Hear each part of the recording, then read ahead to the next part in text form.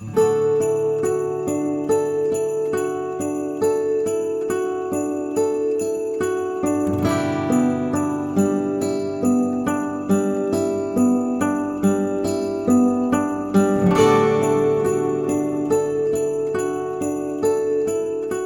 everybody, and it is day 19 of the 2023 Advent Calendar Series here on MKE Beer Review. As always, I am Josh. I'm Ross. And thanks for sticking with us. Like I said, it's day 19. We've only got a few of these left, so let's check out what is in the Three Cellars Advent Calendar right now on day 19. So we got a can. Pop this thing open. Okay, we got another IPA. So this is from Mikerphone Brewing. You can tell from the blue rim. That is a unique thing that they always do on their beers. This is called Side Bends or Sit-Ups. And I would assume somewhere, baby, don't lose that butt or something. So this is a double dry hopped. Is that a lyric from that song? You can do side bends or sit-ups, but please don't lose that butt. Yeah. Okie dokie. Baby got back. Come on. Right. And Baby got back because we got back another double dry hopped double IPA. So do we got any kind of a description on here? Not really. 8.25%. Okay. That's all I see. Yeah, So, that's pretty much it. So double dry hopped IPA. I'm guessing this is going to pour out gold to dark golden color. I hope we'll see. I have my expectations. Okay, interesting. Yeah, kind of actually a lighter golden color coming out of the can. A little Decent closer to carbonation. easy than I was Yeah, hoping. definitely hazier. This I feel like is going to fall into the same vein as what's the one we just had that was super thick? Butcher. Hop Butcher. Yeah, I think this is probably going to fall in that vein. We should get a ton of like fresh hop character on the nose from the dry hopping. I can already smell some of that coming off. Yeah, let's see what we got. Oh yeah, Yeah.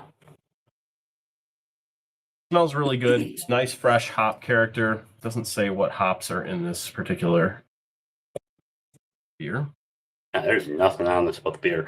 I will say this. This is giving me more of like traditional, like kind of like piney hoppiness coming off of it than any sort of like citrus or anything like that we normally been getting off some of the IPA so far. Yeah, I was just gonna say this has definitely got a piney hop nose to it. So Yeah. let's try this thing out. Okay, cheers. Cheers.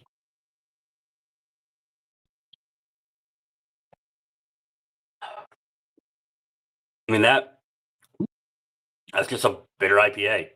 I don't say that in a bad way. There's a little citrus right at the end there though, like a little berry almost, not citrus, berry. Yeah, it finishes with like a dark fruit berry kind of character out the back of it. I don't actually find this to be super bitter. It's actually really smooth.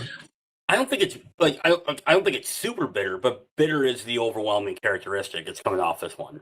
It's hops. It's not super citrus forward. I do think there's a bit of that citrus kind of juicy character up front and through the mid palate, and then it kind of turns into, like you said, a little bit of that berry out the back. But it's juicy, it's smooth. The mouthfeel is not heavily carbonated. But it doesn't have that like crazy bitterness that we got out of the Hop Butcher IPA. I feel like this is a lot smoother Really? from a I find this bitterness to be more perspective. bitter. Interesting. I find this to be the most bitter IPA we've had so far.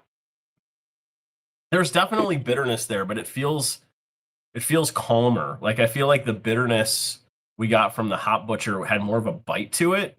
This is just kind of more of that traditional like light, bitter, piney hop note that's coming through.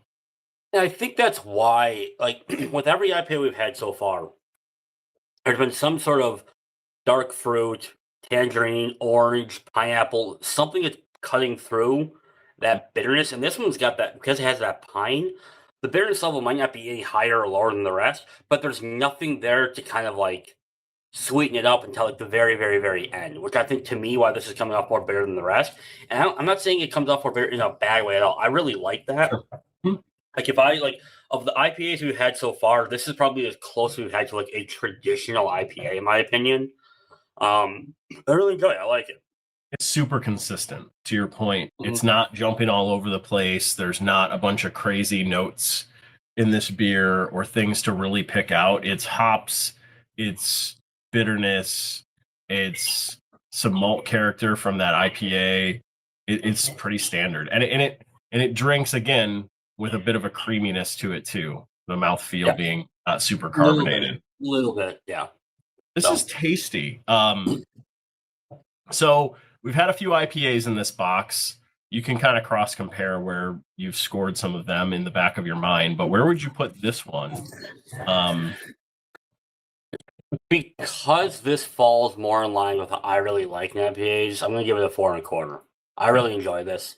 I don't know if it's better or worse than the other IPAs we've had. I just think it's different and it's closer to what I like. So 4.25. Sure.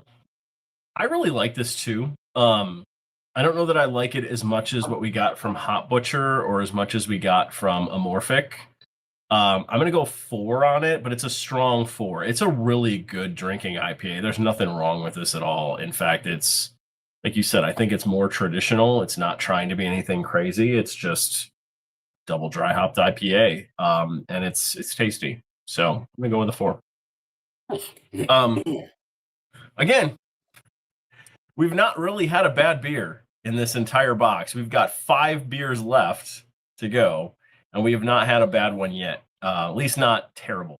Nothing undrinkable. So it's been fun. Well, good stuff. Have you had this? Have you had side bends or sit-ups?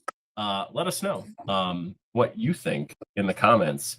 Otherwise, stick with us. Like I said, 5 episodes to go. We are closing in on Christmas fast, so hopefully you are prepping for the holidays and getting ready to roll to see family and friends and just enjoy the rest of your holidays if you choose to spend them with us or not.